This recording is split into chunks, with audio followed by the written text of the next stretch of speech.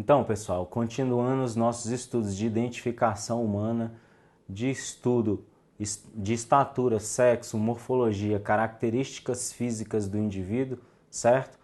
Nós vamos trabalhar agora a parte de estimativa da idade por meio de características da ossada do esqueleto, tá? Antes de falar da ossada dos esqueletos, das características morfológicas do crânio, da dentição, nós vamos falar das características brevemente dos indivíduos que ainda não nasceram, dos indivíduos em vida intrauterina. E como que é feito a estimativa da estatura de indivíduos que ainda não nasceram, principalmente por meio de exames de imagem, por meio de exames das dimensões da região abdominal da gestante, certo? Por meio de exames de imagem, por meio das características do feto, características morfológicas do feto e do embrião, medidas de estatura tomadas com esses instrumentos, exemplo, exames de ecografia, certo? Permite obter medidas do feto ou do embrião e estimar a idade desse indivíduo, que ainda nascerá. Muito no passado, não se utiliza mais por causa dos riscos para a gestante e para o bebê, utilizava-se raio-x, mas hoje em dia não mais se utiliza em razão dos riscos, né? Mas é uma técnica possível também. O França descreve, tá? O raio-x como método de estudo da estatura e das dimensões do feto ou do embrião, embora não recomendável. Hoje utiliza-se exames de ecografia que são modernos, rápidos, baratos, bastante acessíveis. Mas a literatura descreve essas formas aí, tá? Indivíduos já nascidos. Como que se estima a idade? Há várias maneiras, maneiras menos científicas, maneiras menos precisas e maneiras mais técnicas, mais científicas. Exemplo, estudo da pele e estudo dos pelos. A pele ela traz poucas informações acerca da idade do indivíduo, tá? O que o França descreve como característica que permite ter uma noção da idade do indivíduo, caso de indivíduos adultos jovens, é a observação, por exemplo, de rugas da região anterior e da região lateral da face, tá? Porque a pele, de fato, são estruturas que trazem poucas informações acerca da idade do indivíduo. No que diz respeito à observação e estudo dos pelos, né? Tem-se algumas informações. No caso de indivíduos do sexo feminino, por exemplo, por volta de 12, 13 anos já se permite constatar os primeiros pelos na região pubiana, na região genital, na região sexual feminina, tá? Nas axilas por volta de 14, 15 anos. E nos indivíduos do sexo masculino por volta dos 13, 15 anos, tá? Isso acho pouco provável de ser cobrado de você, mas consta lá, é uma informação rápida de ser mencionada, então a gente traz aqui. Por meio das características do globo ocular, veja aí no slide, observação da presença do arco senil, que é mais comum em idosos, né? O que vem a ser o arco senil. É um arco formado por gordura do organismo humano, triglicerídeos, tá? O França descreve como uma faixa periférica nas imediações no contorno da íris, uma faixa periférica acidentada na região da córnea, nas imediações no contorno da íris, tá? Também chamado de arcos corneae ou arcos senilis. Se você digitar aí no Google arco senil, imagem, aí você vai ver do que eu estou falando, com certeza você já viu, que é aquele anelzinho acinzentado nas imediações da íris de pessoas idosas, que é um arco lipídico formado por triglicerídeos, por gordura do organismo. mas não necessariamente está relacionada apenas à idade, tá? Porque pessoas com algumas doenças metabólicas, como por exemplo diabetes, pessoas hipertensas ou pessoas com algumas carência de alguns tipos de vitamina podem apresentar esse arco senil antes da terceira idade, embora seja mais comum em indivíduos de idade mais avançada, certo? É o arco senil na região do globo ocular. Dê uma olhada aí no Google, tá? Para você ver outras imagens relacionadas a isso, além dessa aqui do slide. Essa é uma imagem de internet, porque no livro essa imagem é preto e branco, tá? E estruturas anatômicas muito importantes na estimativa da idade são os dentes, tá? Isso porque ao longo da vida do indivíduo, os dentes variam muito em tamanho, dimensões, quantidade e formato, certo? Então, para os odontologistas, para os médico-legistas especializados no assunto aí, as características da dentição trazem informações importantes sobre a estimativa da idade do indivíduo. Na espécie humana, é possível visualizar as primeiras estruturas anatômicas que darão origem aos dentes ainda na vida intrauterina, no embrião, por volta do entre o segundo e o quarto mês, tá? Com o bebê ainda no útero, por volta lá de 8 a 16 semanas, nos exames de imagem, os médicos já conseguem visualizar as primeiras estruturas anatômicas que darão origem à dentição. Aí o bebê nasce, certo? 40 semanas. Por volta de 6 meses de vida, começam a aparecer os primeiros dentinhos, né? Primeiros dentinhos inferiores da parte frontal. Essa primeira dentição é chamada de dentição decídua, né? Aquilo que nós popularmente, vulgarmente chamamos de dentes de leite. E essa dentição decídua, quando completa, ainda nos primeiros anos de vida ali, por volta dos 2 anos, a criança já tem, né? Completa. Ela é formada por 20 dentes. Minha filhinha mesmo, com 2 anos e meio, já tem esses dentes completinhos aí. 10 em cima, 10 embaixo. Tá? Por volta do 6º ano de vida ali, começa a ocorrer a troca, né? Essa troca, os profissionais de odontologia chamam de esfoliação ou de substituição da dentição decídua pela dentição permanente. Por volta do 6º ano de vida se inicia isso, certo?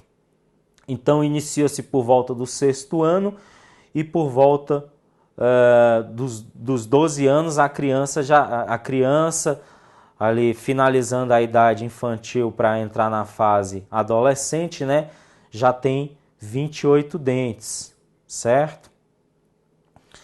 Essa segunda dentição,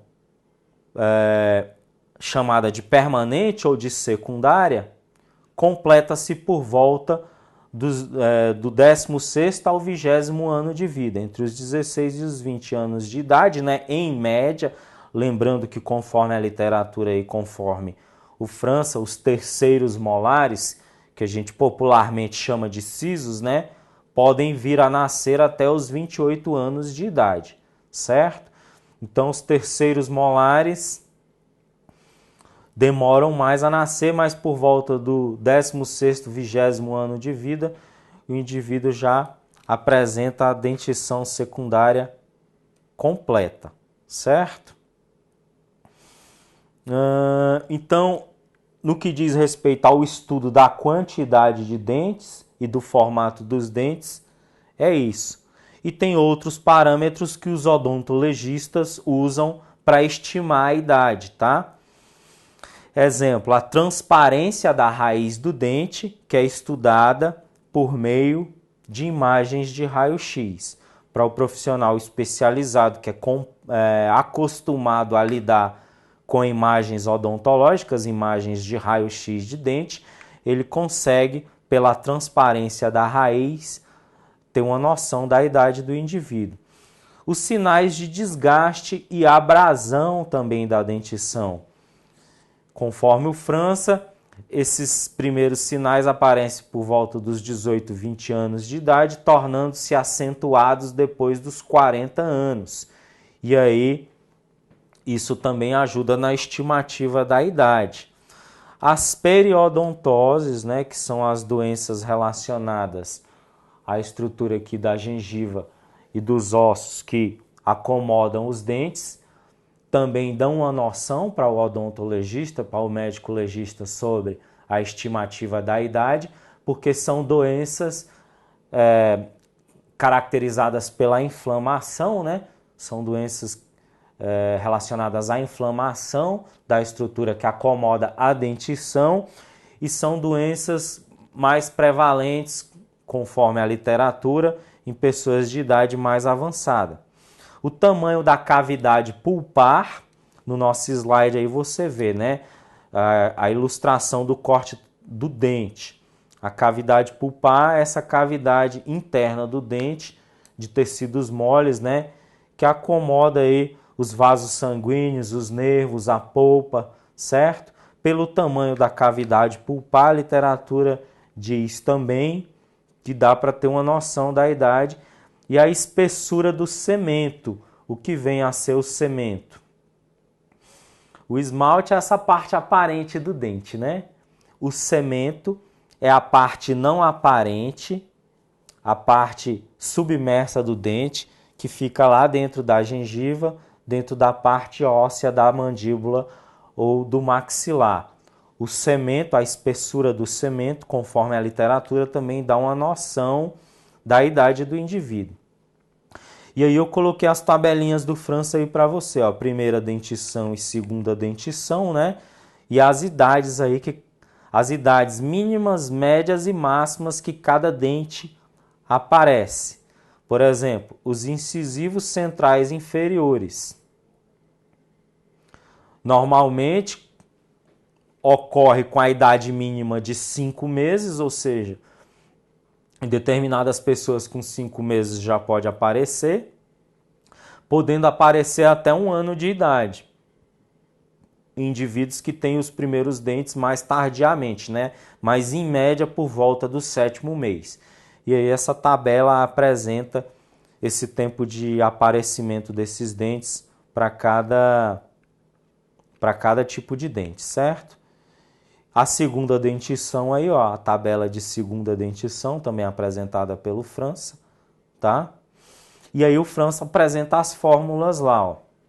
De modo geral, isso, claro, varia de indivíduo para indivíduo, mas em média, de modo geral, para os odontologistas, né? Quando o indivíduo apresenta 16 dentes inferiores e 16 dentes superiores, de modo geral, o indivíduo tem mais de 18 anos de idade. Claro que isso é relativo, tá? Essas fórmulas de estimativa de idade, essas fórmulas gerais, são apresentadas pelo França. Quando o indivíduo apresenta 14 em cima e 14 embaixo, estima-se que o indivíduo tem entre 14 e 18 anos. E quando apresenta 12 em cima e 12 embaixo, 24 dentes, estima-se que o indivíduo, de modo geral, tem menos de 14 anos. É claro que não são simplesmente essas informações levadas em consideração. São feitos outros estudos, outras observações de antropologia forense para estimar de melhor forma a idade, tá? Outra maneira aí de estimar por meio da radiografia dos ossos. Veja a imagem aí. Exemplo, ossos do punho, do cotovelo, joelho, tornozelo, bacia e crânio, tá? Realizados imagens de raio-x desses ossos, dá para ter uma noção do estado de maturação dos ossos do indivíduo e dá para ter uma ideia da idade óssea do indivíduo, tá? Então, por meio de exames de imagem da radiografia dos ossos, dá para ter uma ideia, uma noção da idade. Eu coloquei uma imagem aí para você, tá? Coloque aí no Google, estimativa da idade, radiografia dos ossos, e virão várias imagens aí para você, tá? Estimativa da idade por meio do estudo do crânio, certo? Quais características são mais importantes? Formato, tamanho, dimensões, as características das suturas ou sinostoses, o peso e a robustez do crânio, tá? Formato, tamanho, dimensões, todas essas características variam, por exemplo, da criança para o adulto, certo? E as sinostoses variam muito da criança para o adulto, para o idoso. As sinostoses são as suturas, são essas articulações das placas ósseas que compõem o crânio que você vê na imagem aí, tá? Além do peso, da densidade e da robustez do crânio, certo? A presença ou não de fontanelas. Na imagem aí você vê o que são as fontanelas. Presença de fontanela, popularmente conhecida como muleira, né? Não sei de onde você é, mas a minha família lá do Nordeste chama de muleira. Aquela cavidade, volta aqui na câmera, por favor. Aquela cavidade que você apalpando aqui a cabeça da criança, do bebê, do recém-nascido, é uma das cavidades que você percebe aqui, tá? Aquilo é chamada de muleira, né? Popularmente, vulgarmente, mas cientificamente são as fontanelas. No bebê, na criança, os ossos que compõem o crânio são placas separadas. Há um espaço entre uma placa e outra e há essa cavidade chamada de fontanela. Por quê?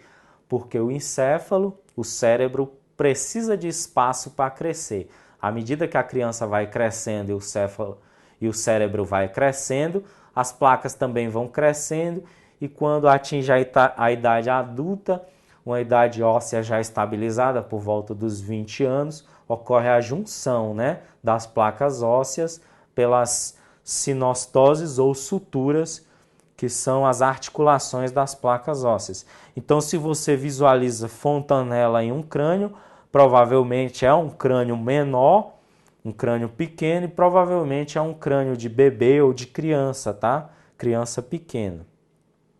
Essas suturas com avançada idade desaparecem, vão ficando mais discretas. Mais adiante nós veremos imagens aí.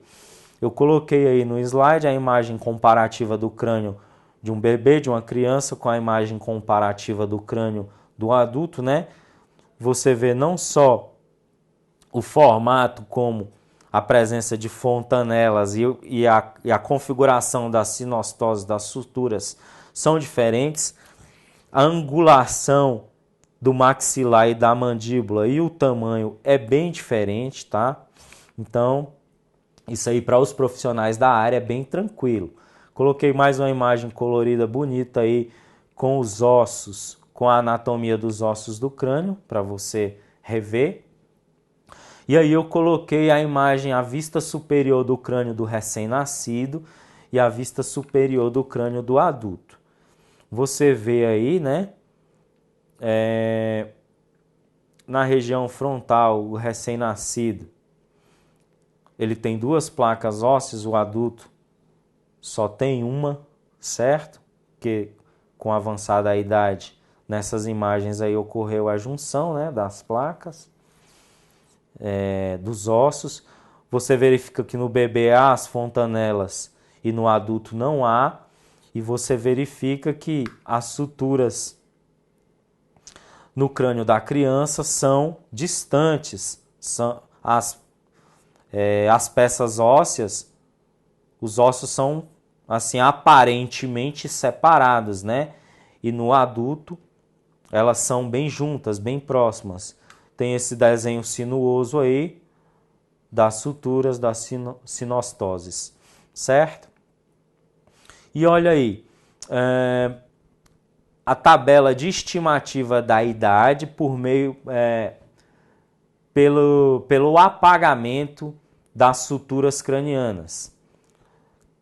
O França apresenta aí o nome das suturas, né? Médio frontal, frontoparietal, biparietal, e aí apresenta o apagamento dessas suturas na face interna do crânio e na face externa.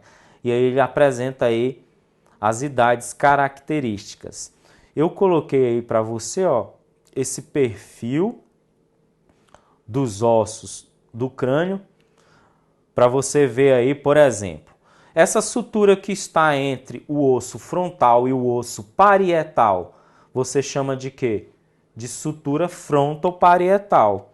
E aí tem aí, ó, na tabela do França, né? Então essa sutura frontoparietal, que eu vou realçar aqui para você, de acordo com o França aí, ela na face externa do crânio, ela pode sofrer o apagamento entre os 25 e os 45 anos de idade. Certo?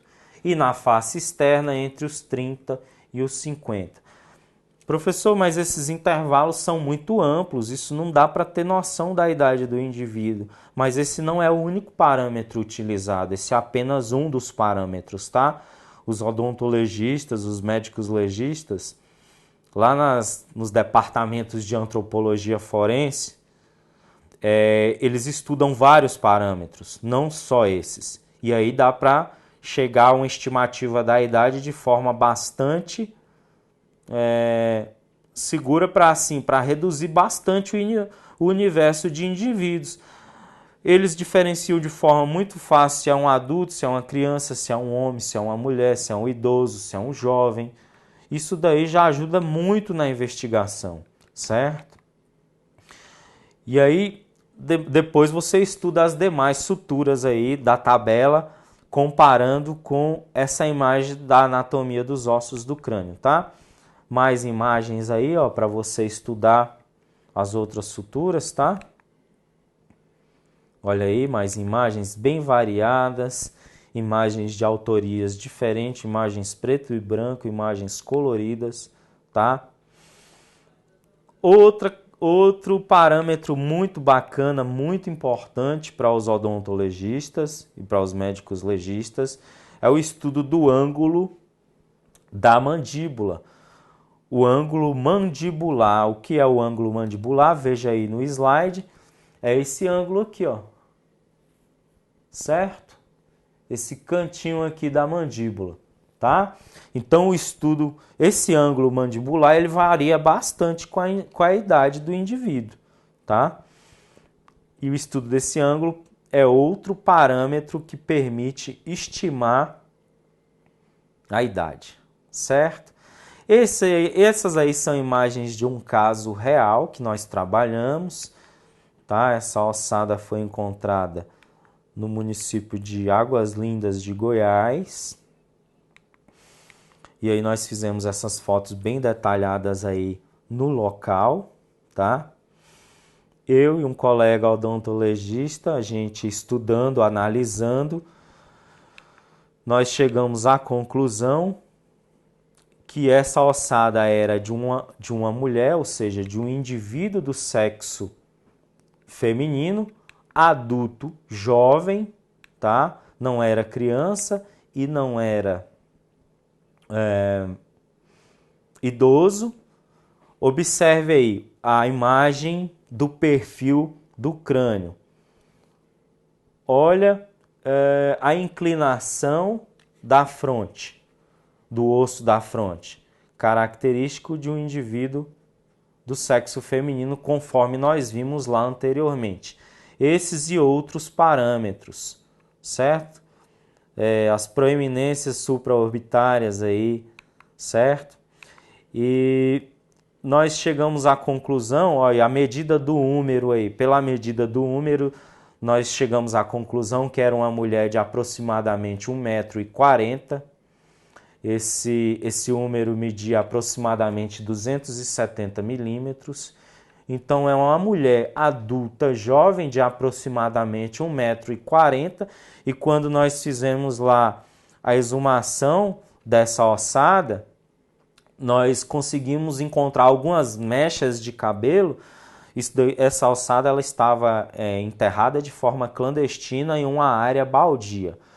Os profissionais lá da Companhia de Águas, fazendo uma escavação para colocar uma tubulação, encontrou essa ossada. Aí parou a obra, comunicou à delegacia e a autoridade policial solicitou a presença da perícia, né? E você vê aí que a ossada não está completa, está incompleta, né? Esses foram os ossos que nós conseguimos encontrar, tá? Então é uma mulher adulta jovem, de aproximadamente 1,40 m de altura, de cabelos escuros, e não havia vestes no local, né? Por meio dessa imagem aí, ó, da arcada superior, você consegue perceber que há um desalinho na dentição. Esse desalinho na dentição ajuda os odontologistas, se houver prontuários odontológicos de vítimas, de pessoas suspeitas de serem essa pessoa desaparecida, e essa comparação ajuda muito na identificação, havendo imagens odontológicas, prontuários e raio-x, né, da pessoa arquivadas lá no dentista que ela frequentava, que fazia os tratamentos dela, por exemplo. Então, são características importantes que permitem diferenciar o indivíduo em um universo aí, certo? Então, gente, a gente vai parar por aqui. Essa parte de identificação humana é bem longa, é um capítulo muito longo do França, tá? Aqui nós já vimos as principais características. Nosso próximo bloco a gente vai ver mais algumas outras características descritas lá, menos importantes, mas descritas, tá? E que podem cair. Nós vamos ver também a parte de identificação judiciária. A identificação médico-legal é feita pelos médicos legistas e pelos odontologistas, que é o que nós vimos até agora. Tem a parte de identificação judiciária. Exemplo, retrato falado, fotografia sinaléptica, identificação por impressão digital. Essa parte de identificação por impressão digital é muito importante. Também está lá no capítulo de antropologia forense de identificação humana. Então é um capítulo bem longo, tá? No próximo bloco a gente continua com esses outros métodos de identificação aí. Um abraço, bons estudos e até a próxima.